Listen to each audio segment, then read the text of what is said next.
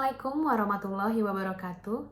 Perkenalkan, nama saya Pucut Astari, salah satu dosen bidang ilmu penyakit mulut di Fakultas Kedokteran Gigi Universitas Sumatera Utara.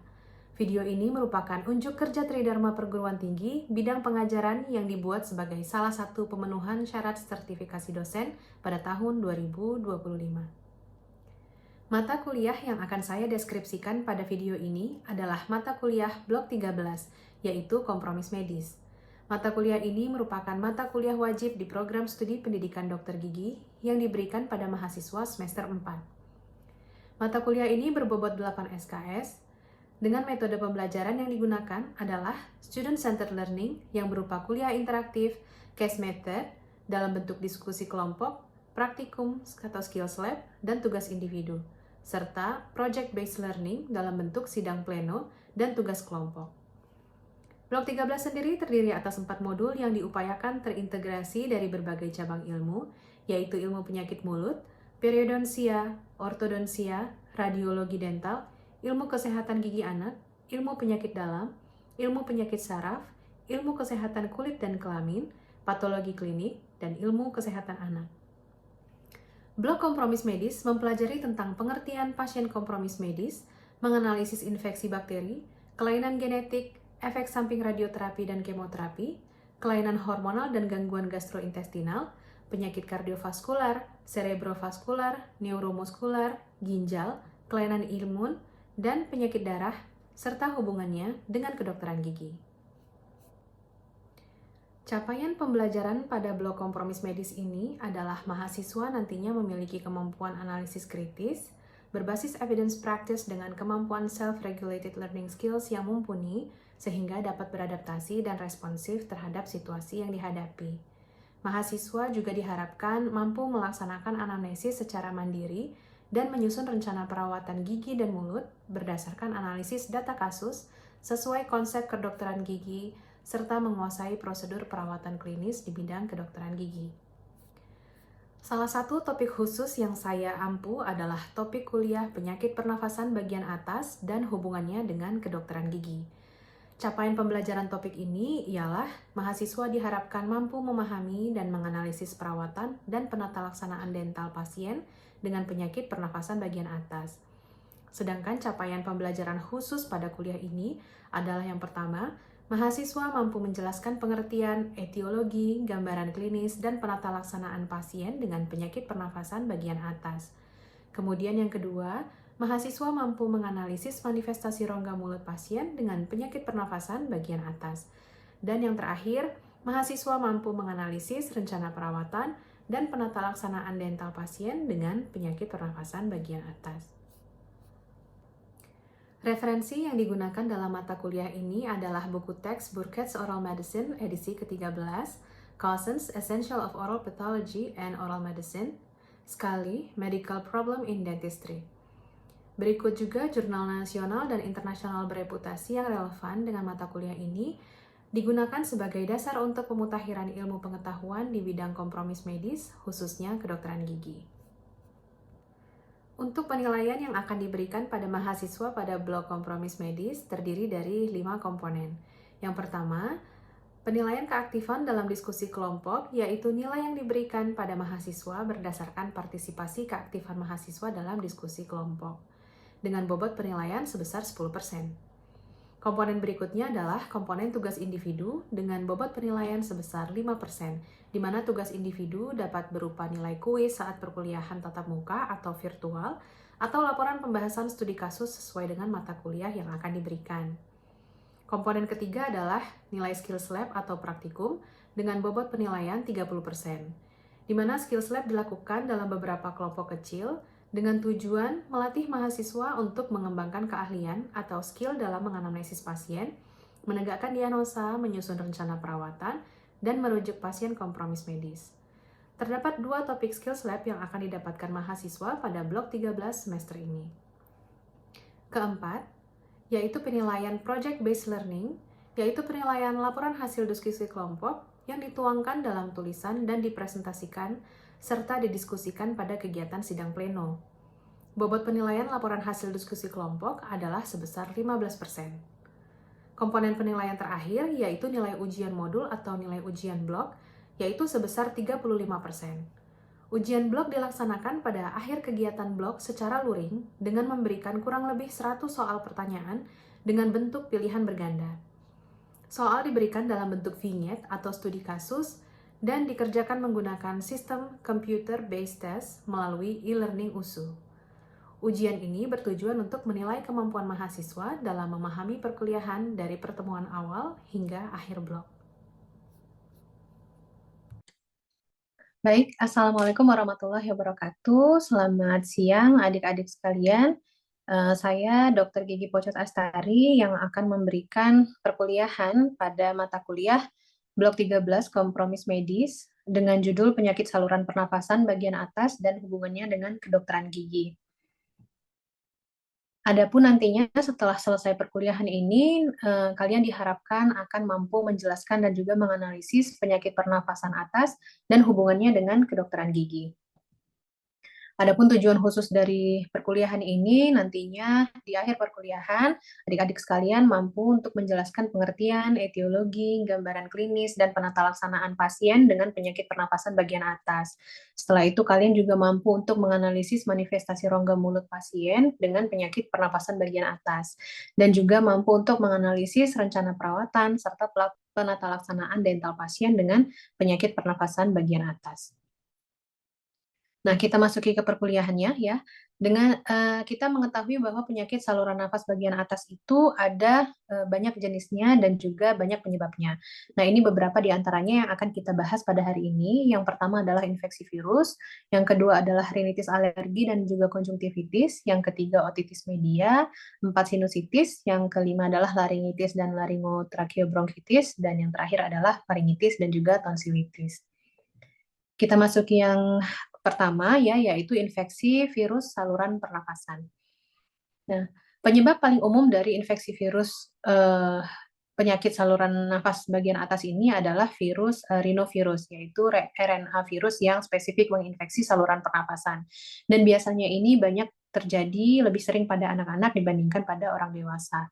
Dan ada lebih dari 100 subtipe antigen yang sudah diketahui dan infeksi virus ini sangatlah menular ya, terutama melalui droplets atau tetesan air liur ya dari saluran pernapasan. Patofisiologinya sendiri ketika virus lengket atau masuk ke dalam sel-sel epitel saluran pernapasan, jika dia tertrigger ya, maka akan mengakibatkan adanya rasa sakit ataupun bersin-bersin pada seseorang. Nah, ditandai dengan adanya inflamasi dulu yang pertama, dikarenakan adanya mediator-mediator inflamasi karena infeksi virus tadi.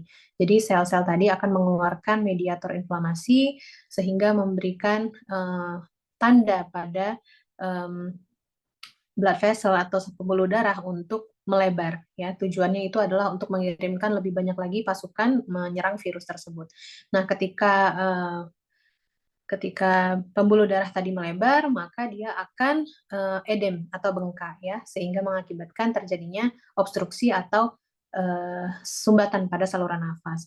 Nah, ketika permeabilitas pembuluh darah juga meningkat, sehingga terjadilah keluar yang dinamakan dengan serum-serum tadi ya, eksudat serum, dan itu mengakibatkan adanya rhinore atau hidung menjadi berair begitu.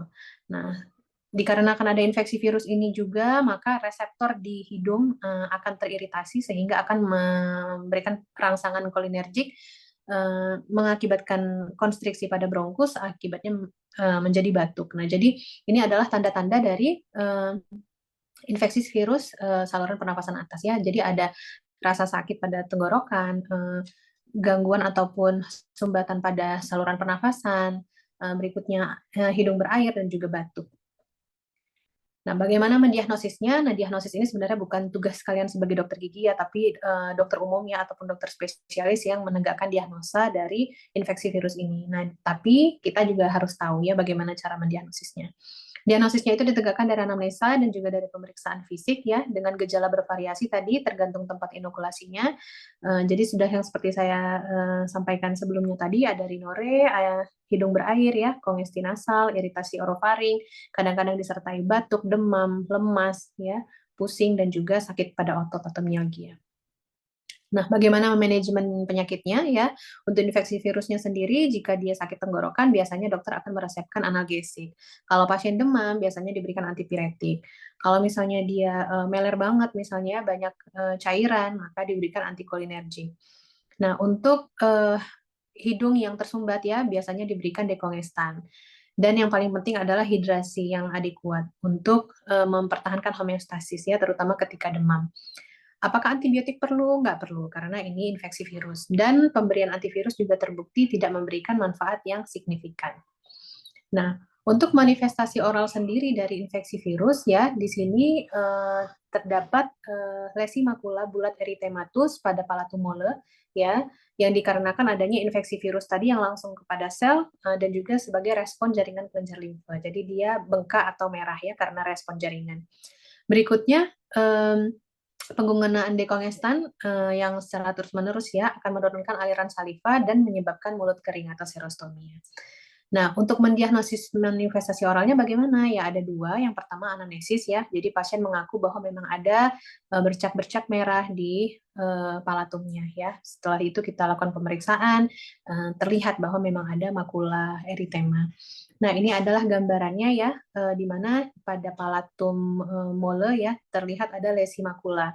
Dan ini menunjukkan bahwa memang ada infeksi virus saluran pernafasan atas ya, dan dia harus juga disertai dengan kalian anamnesis juga bahwa mereka memang benar ada lagi pilek misalnya ya, atau lagi sakit gitu ya, lagi flu misalnya gitu. Nah, setelah dilihat di palatumnya terlihat gambaran seperti ini. Nah, bagaimana manajemen ataupun merawat manifestasi oralnya ini? Nah, dikarenakan sebenarnya lesi makula ini adalah bentuk eritema ataupun bentuk dari inflamasi dikarenakan adanya infeksi virus, maka jika infeksi virusnya dihilangkan, dia juga akan hilang sendiri, ya.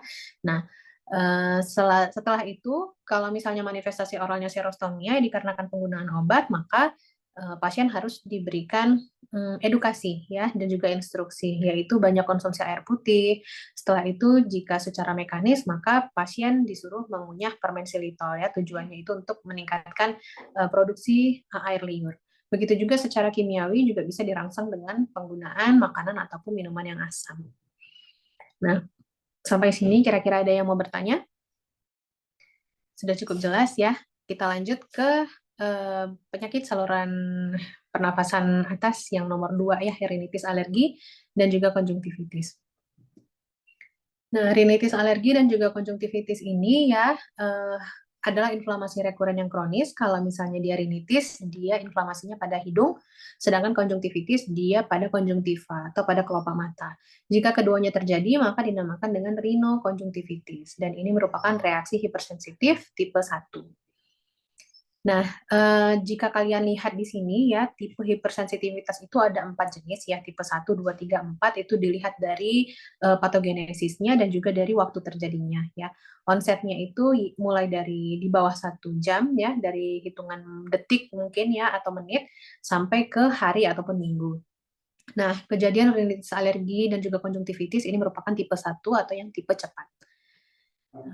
Bagaimana bisa terjadi? Nah, antigen yang didapatkan entah dari udara atau dari mana-mana ya, maka dia akan ditangkap oleh yang namanya antigen presenting cell. Setelah itu dia akan dipecah fragmennya ya, lalu dikeluarkan sedikit ya untuk ditangkap oleh sel TH2 namanya T helper 2. Tujuannya ini adalah sel-sel pertahanan tubuh ya, sel imun.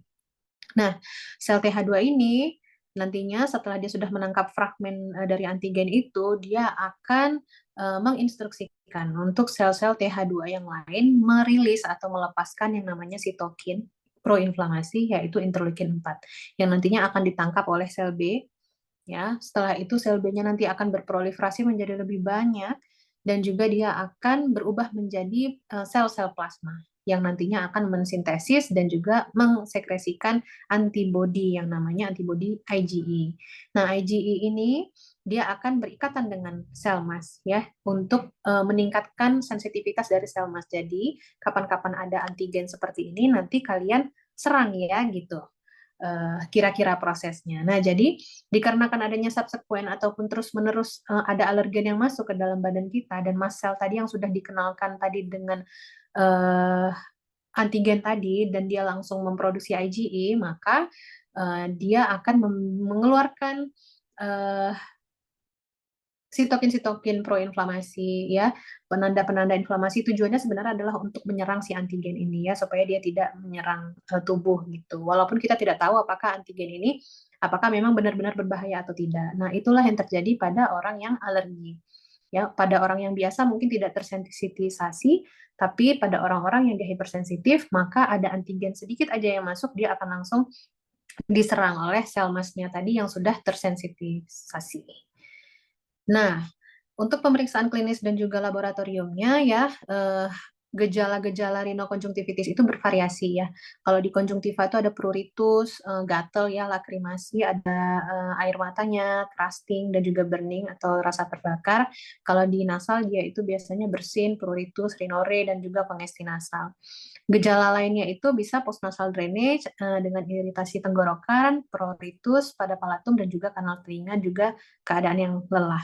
Nah, tanda klinis dari rinokonjungtivitis itu ada Denny Morgan lines, allergic shinners, dan juga allergic salute. Ini yang nanti akan kita lihat ya. Morgan lines itu adalah garis-garis di bawah mata itu ya, terlihat pada orang-orang yang menderita alergi. Allergic shinners itu dia bagian bawah matanya itu dia warnanya merah kegelapan ya.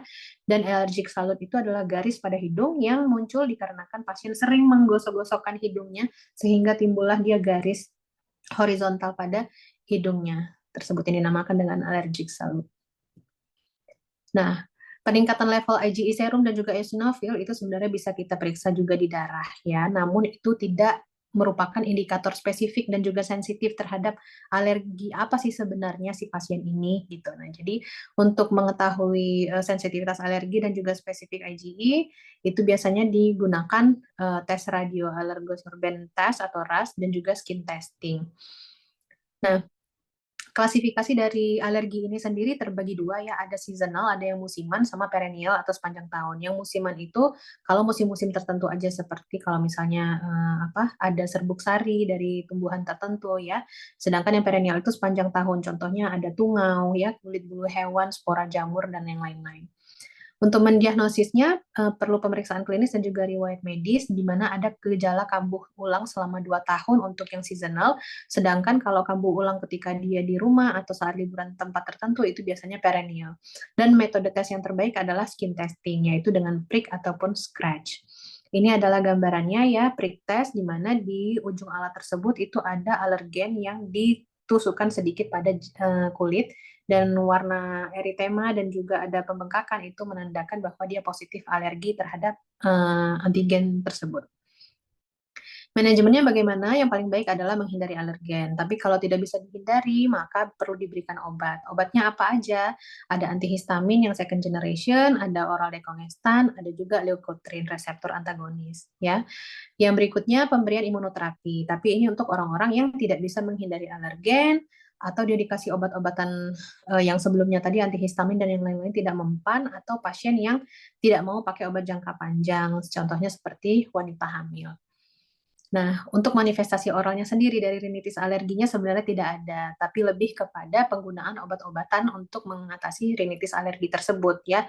Jadi karena mereka memakai dekongestan, sudah pastilah dia akan menyebabkan serostomia ya. Terus yang kedua adalah peningkatan risiko kandidiasis untuk orang-orang yang menggunakan kortikosteroid jangka panjang. Dan penggunaan bahan-bahan kedokteran gigi seperti metakrilat ya, karet, lateks, sarung tangan juga bisa memicu terjadi alergi. Diagnosis manifestasi oralnya sama anamnesis pemeriksaan klinis, dan manajemen manifestasi oralnya kalau serostomia sama ya tadi, hidrasi mekanis kemis. Kalau kandidiasis pencegahannya bisa menggunakan spacer untuk pemakaian kortikosteroid ya. Jadi ada alat yang dipakai supaya kortikosteroidnya tidak langsung menempel pada mukosa mulut, atau farmakologi itu pakai anti jamur. Baik, sampai sini apakah ada yang mau ditanyakan adik-adik? Sudah cukup jelas? Baik. Untuk diskusi kelompok ini, kita menggunakan skenario pemicu dengan nama pemicu agak lain gusiku, ya, dengan penyusunnya Dr. Martina, saya sendiri, dan juga Dr. Almaikano Ginting, ya. Jadi, pada skenario ini, terdapat seorang laki-laki memiliki keluhan gusi bengkak sejak 3 bulan yang lalu. Saat dianamnesis, pasien juga memiliki penyakit alergi dan saat ini pasien juga bernafas lewat mulut. Saat tidur mulutnya juga terbuka. Untuk mengatasi alerginya, pasien minum Benadryl. Setelah itu terlihat ada plak dan kalkulus pada beberapa gigi. Nah, silahkan adik-adik bagi yang mau menjawab. Sebelumnya kalian sudah melakukan diskusi kelompok terlebih dahulu. Mungkin bisa dimulai dari kelompok 1 terlebih dahulu untuk memberikan jawaban atas pertanyaan nomor 1. Silahkan. Izin dokter, saya Wan Anur dari kelompok 1. Izin menjawab pertanyaan nomor 1, dok. Baik. Untuk pertanyaan di mana jelaskan prosedur diagnosis lengkap pada kasus tersebut. Untuk jawabannya, prosedur diagnosis lengkap adalah dimulai dengan anamnesis, yaitu dengan menanyakan keluhan utama pasien, menanyakan riwayat singkat penyakit, menanyakan riwayat dental, riwayat penyakit sistemik, dan juga riwayat sosial. Dan kemudian diteruskan dengan pemeriksaan klinis, di mana terdapat pemeriksaan ekstraoral, yaitu dengan memeriksa kelenjar limfa, wajah, sirkum oral, bibir, TMJ, dan kulit. Dan ada juga pemeriksaan intraoral, di mana memeriksa gigi-gigi, mukosa labial, bukal, palatinum, lidah, gingiva, dan saliva.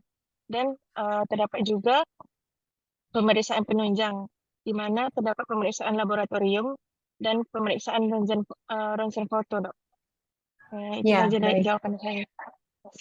Baik, dari kelompok lain, kira-kira ada yang mau menyanggah atau memberikan jawaban? Baik. Untuk pertanyaan nomor 2, silahkan dari kelompok mana? Sebutkan namanya. Izin dokter, saya Ade Yulia izin untuk menjawab pertanyaan nomor 2, dok. Baik. Jadi untuk gambaran klinis dari penyakit tersebut itu dapat kita lihat secara ekstraoral maupun intraoral. Untuk gambaran ekstraoralnya biasanya pada pasien dengan rinitis alergi dapat dijumpai beberapa tanda khas yang terlihat pada wajah pasien, diantaranya itu ada Denny Morgan lines atau garis-garis gelap pada infraorbita transversal, atau ada juga allergic shinners, yaitu lingkaran atau cincin gelap di sekitar mata, atau ada allergic salute, yaitu garis putih yang terlihat pada hidung, seperti kemerahan atau kulit teriritasi di sekitar hidung, ya, akibat pasien sering melakukan gerakan ketika hidung terasa gatal atau tersumbat akibat alergi. Kemudian untuk gambaran klinis intraoralnya, ada mukosa oral pasien biasanya terasa kering. Ya, baik. Untuk nomor 3, silahkan.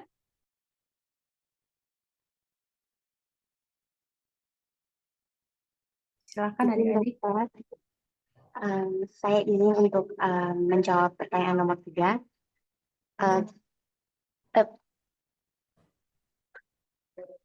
Nama saya Claudia. Ya, Saya ingin untuk menjawab pertanyaan nomor 3, dokter.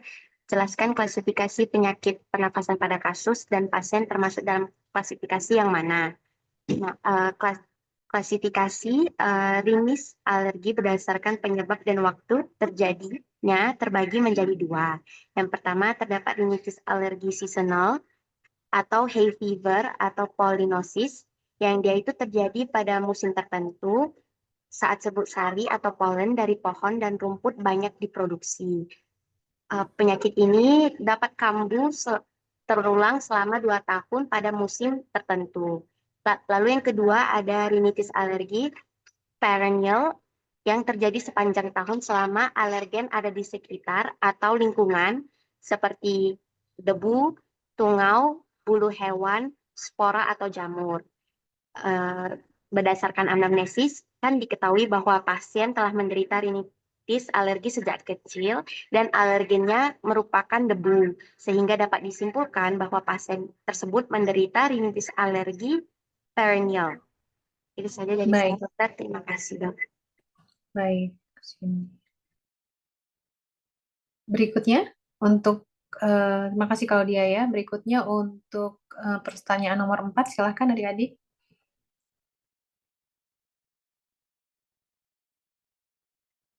Yang mau menjawab, silahkan. Izin menjawab dokter untuk pertanyaan nomor 4. Saya Misal Fauzia izin menjawab. Apakah diagnosis kasus tersebut dan jelaskan alasannya. Adapun keluhan subjektif mulut kering yang dirasakan pasien dengan ada atau tidak ada pengurangan volume dan laju alir saliva ini dinamakan dengan serostomia, dokter. Sekian, dokter. Terima kasih, dok. Baik, apakah yang lain setuju? Setuju, dokter. Setuju, Dok. Ya, baik. Baik, sudah setuju ya. Kita coba simpulkan ya. Tadi kalian sudah mendengarkan perkuliahan dari saya mengenai penyakit saluran pernafasan bagian atas ya, dan juga kaitannya juga dengan kedokteran gigi ya, di mana kalian di sini nantinya akan menjadi dokter gigi harus tahu ya bahwa terdapat beberapa penyakit saluran pernafasan atas yang dia bermanifestasi di rongga mulut. Jadi dari perkuliahan dan juga dari diskusi kelompok yang sudah kita lakukan tadi, saya coba buat kesimpulannya ya bahwa penyakit saluran pernafasan bagian atas itu bisa bermanifestasi ke rongga mulut ya. Dan diagnosis manifestasi oral itu bisa ditegakkan dengan anamnesis dan pemeriksaan fisik. Jika diperlukan pemeriksaan tambahan, silahkan lakukan ya. Tapi pastikan bahwa pemeriksaan tersebut memang boleh kalian yang melakukan pemberian surat rujukannya ya.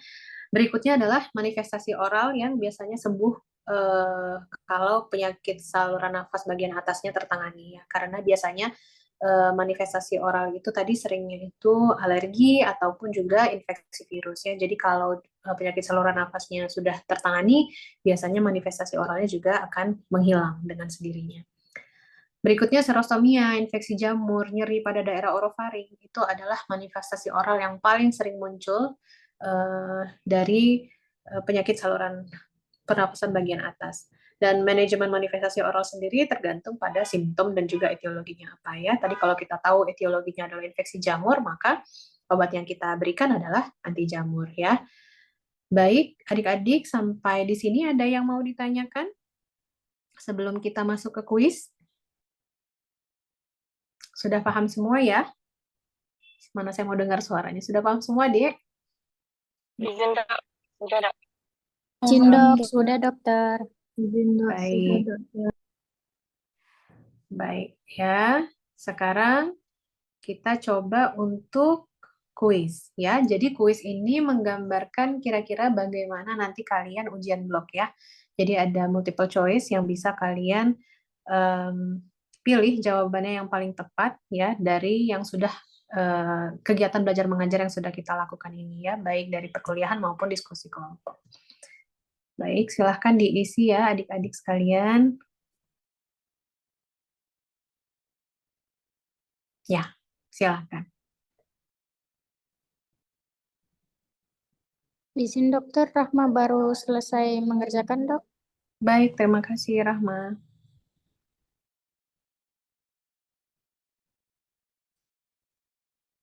Ade juga sudah selesai, dokter. Baik, Adik, terima kasih. Izin, dok. Miftah juga sudah submit jawaban, dokter. Baik, terima kasih Miftah. Oke, hasil sudah saya kirimkan juga ya. Nantinya nilai ini akan diakumulasikan untuk menjadi nilai kuis ya, yang nantinya akan dipakai untuk nilai akhir kalian. Selain dari nilai blok, nilai diskusi kelompok ya, nilai laporan dari diskusi kelompok juga. Baik, jika sudah tidak ada lagi yang mau ditanyakan, apakah masih ada yang perlu ditanyakan, adik-adik yang kurang jelas? Sudah cukup jelas ya? Baik, terima kasih adik-adik semua atas kehadirannya hari ini. Ya, semoga apa yang saya sampaikan pada hari ini bermanfaat ya untuk adik-adik sekalian sebagai mahasiswa kedokteran gigi yang nantinya kalian akan bekerja juga sebagai dokter gigi. Ya, baik, terima kasih. Sekali lagi saya ucapkan Assalamualaikum warahmatullahi wabarakatuh. Waalaikumsalam warahmatullahi wabarakatuh. Terima kasih, dokter. Iya, sama-sama. Berikut adalah contoh tampilan pada hasil kuis menggunakan Zoom. Metode pemberian kuis dapat menggunakan berbagai macam teknologi aplikasi kuis seperti Kahoot, Mentimeter,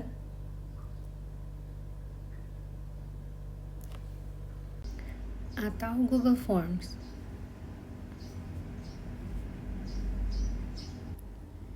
Nilai per responden akan diakumulasikan dan dijadikan nilai kuis masing-masing mahasiswa pada mata kuliah ini. Bentuk kuis seperti ini juga membantu mahasiswa dalam mensimulasikan ujian akhir yang akan dilaksanakan pada akhir blok. Berikut adalah contoh daftar nilai akhir pada blok 13 kompromis medis yang terdiri dari nilai modul, keaktifan dalam diskusi kelompok, skills lab, tugas individu, dan laporan diskusi kelompok dengan masing-masing aspek memiliki nilai bobot tersendiri. Nantinya nilai akan diakumulasikan dan dikonversi pada nilai huruf yang rentang nilainya telah disepakati dan ditentukan sebelumnya. Setelah itu, dihitung jumlah mahasiswa dengan penilaian acukan patokan atau PAP, di mana penilaian ini adalah metode penilaian yang membandingkan hasil pengukuran siswa dengan standar atau kriteria yang telah ditetapkan sebelumnya, bukan dengan membandingkan siswa satu sama lain. Dalam penerapannya, PAP dapat digunakan untuk menentukan kelulusan siswa, memberikan umpan balik mengenai penguasaan materi, dan merancang program remedial atau pengayaan, di mana jika nilai siswa di bawah kriteria, maka siswa tersebut dianggap belum tuntas dan mungkin memerlukan program remedial.